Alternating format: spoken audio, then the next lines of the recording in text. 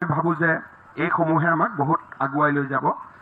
1 লাখ ৰিক্ৰুটমেণ্টৰ ক্ষেত্ৰত আমি 88,547 আমি কমপ্লিট কৰিব পাৰিছো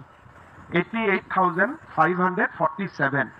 আৰু 35,000 নিযুক্তিৰ প্ৰক্ৰিয়া বিভিন্ন পৰ্যায়ত চলি আছে from SC, SC, OBC, MOBC অৰুণোদয়ে 27 lakh মানুহৰ জীৱন স্পৰ্শ কৰিলে মাইক্ৰ ফাইনেন্সৰ লোন বহু ঘূৰাই দিয়া হ'ল অসমলৈ উদ্যোগৰ বাতাবৰণ আহিলে যোৱা কেইদিনমানত টাটা ইলেক্ট্ৰনিক্সে সেমি কণ্ডাক্টৰ ইণ্ডাষ্ট্ৰীৰ কাৰণে অসমৰ পৰা 1000 সায়েন্স গ্ৰেজুৱেট ৰিক্ৰুটমেণ্টৰ কাম আৰম্ভ কৰিছে সো যেটো এটা আমাৰ কাৰণে শুভ লক্ষণ আয়ুষ্মান অসমৰ জৰিয়তে স্বাস্থ্যৰ ক্ষেত্ৰত আমি 588 কোটি টকাৰ মেডিকেল বিল ৰাজ্য চৰকাৰ আৰু কেন্দ্ৰীয় চৰকাৰে হস্পিটালত দিছে আৰু যোৱা বছৰ 4 লাখ লোকে কেশলেস মেডিকেল ট্ৰিটমেন্ট আয়ুষ্মান ভাৰত আয়ুষ্মান অসম কাৰ্ডৰ জৰিয়তে কৰিব পাৰিছে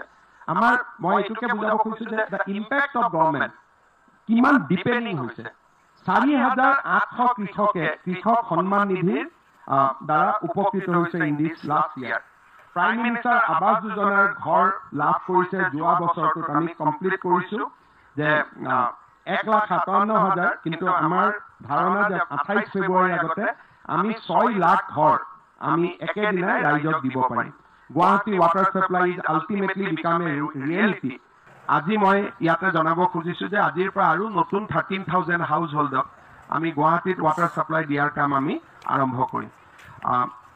মই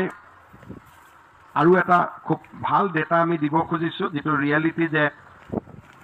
ৰাজ্য চৰকাৰে ধান কিনা আৰম্ভ কৰাৰ পিছত আমি 2100 টকা দিও এতিয়া মিলৰ মালিক বিলাকে 2400 টকা 2500 টকাত মানুহৰ পৰা ধান কিনা আৰম্ভ কৰিছে এটা খুব ডাঙৰ এটা আমি নিজে 6 লাখ মেট্ৰিক টন ধান কিনিছো শেষত আমি ধান কিনিব নোৱাৰা হৈ গৈছো কাৰণ গভৰ্নমেন্টতকৈ মিলৰ মালিকে বেছি দাম দি আৰম্ভ কৰিলে এণ্ড হুইচ ইজ গুড কাৰণ চৰকাৰী টকা খৰচ কৰাটো আমাৰ লক্ষ্য নহয় আমাৰ লক্ষ্য আছিল যে মানুহে যাতে উচিত মূল্য পাব পাৰে আজি এভাৰেজ 2400 মানুহে MSP আৰু মই MSP প্লাস বুলি কম MSP প্লাস পাবলৈ সক্ষম হৈছে যোৱা বছৰত অসমত 523% ফৰেন টুৰিষ্ট বৃদ্ধি হৈছে footfall has increase by 500% and domestic tourist has increase by 103% আমাৰ মই আগতে কৈছো যে একাডেমিক হেল্থ নেটৱৰ্ক আমাৰ যথেষ্ট বাঢ়িছে আৰু মই ভাবো যে এই সমূহে আমাক বহুত আগুৱাই লৈ যাব 1 লাখ ৰিক্ৰুটমেণ্টৰ ক্ষেত্ৰত আমি 88,547 আমি কমপ্লিট কৰিব পাৰিছো 88,547 আৰু 35,000 নিযুক্তিৰ প্ৰক্ৰিয়া বিভিন্ন পৰ্যায়ত চলি আছে ইণ্ডাষ্ট্ৰী ক্ষেত্ৰত মই আশা কৰিছো যে 2024 চনটো আমাৰ বাবে এটা নতুন টাৰ্ন এৰাউণ্ড হ'ব কেবাটাও মেগা ইনভেষ্টমেণ্ট মই বহুত বিলাকক ক'ব নাই বাট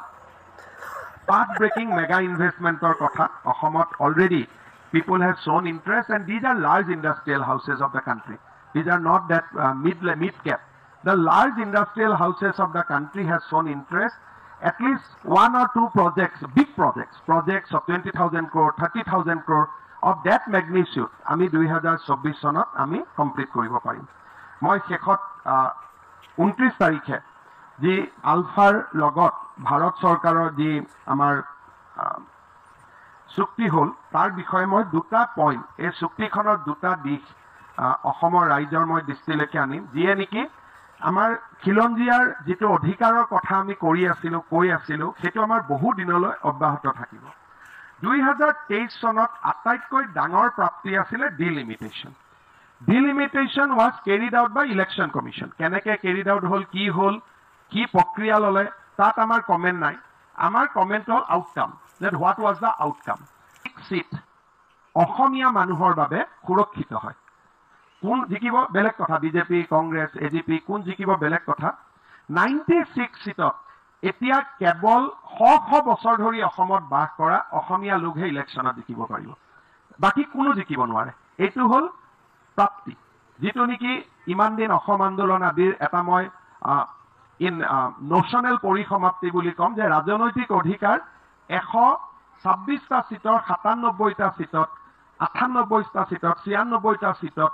in that range